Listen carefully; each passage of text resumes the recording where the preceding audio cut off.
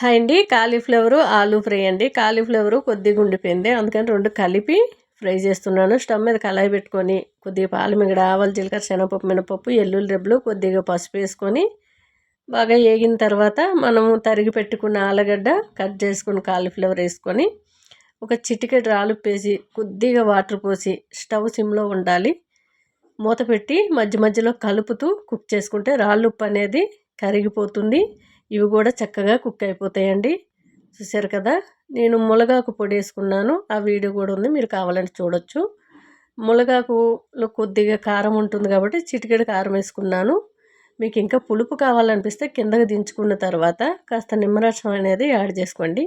మేమైతే ఇలాగే తినేస్తాము. చాలా టేస్ట్గా అయితే ఉంది, చక్కగా కుక్ అయిపోయినాయండి. చూసారు కదా, మనకి ఆరోగ్యంగా ఉండాలంటే కాస్త ఉప్పు కారం తక్కువగానే తినండి. చాలా టేస్ట్గా ఉంది, ఒకసారి ట్రై చేయండి.